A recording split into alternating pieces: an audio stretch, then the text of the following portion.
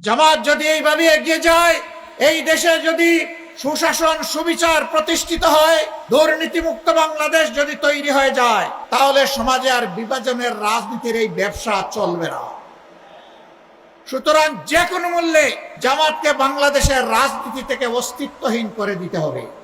ইসলামী ছাত্র শিবিরের উপর তাণ্ডব চালানো হয়েছে, জীবন কেড়ে নেওয়া হয়েছে, পঙ্গু করা হয়েছে, তাদেরকে গুম করা হয়েছে, কিন্তু ইসলামী ছাত্র শিবির কারো কাছে মাথা নত করে নাই।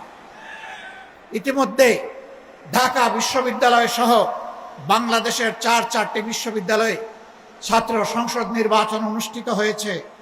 আল্লাহর অসীম মেহেরবানিতে ছাত্র এবং ছাত্রীদের ভালোবাসা সিক্ত হয়ে ইতিহাসের নতুন রেকর্ড তৈরি করে ইসলামী ছাত্র শিবির তারা সফলতা অর্জন করতে সক্ষম হয়েছে। অপপ্রচার করা হয়েছিল ছাত্র শিবির পারবে না, ছাত্র শিবির জিতবে না, ছাত্র শিবির জিতবে ফেসবুকে, বুটে জিতবে অমুক দল।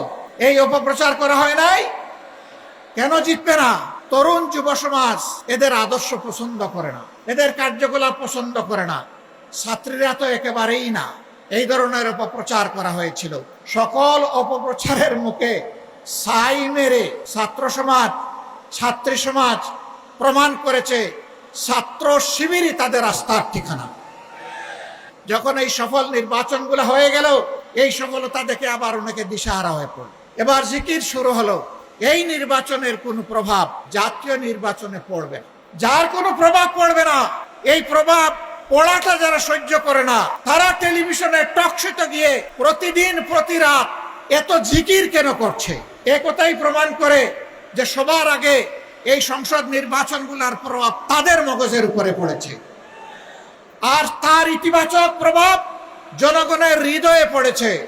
এই রাস্তায় অনেকে সফল হতে পারবে না চিন্তা করে, জনগণের ম্যান্ডেটে আসতে পারবে না চিন্তা করে, এখন কোনো কোনো জায়গায় পুরাতন সন্ত্রাসীরা নূতন রূপে আত্মপ্রকাশ করতে যাচ্ছে।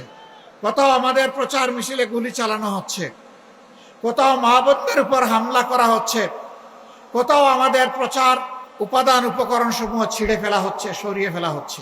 পোস্টার ছিঁড়ে ফেলতেছেন, বিলবোর্ড উদাও করে দিচ্ছেন, লাভ হবে না।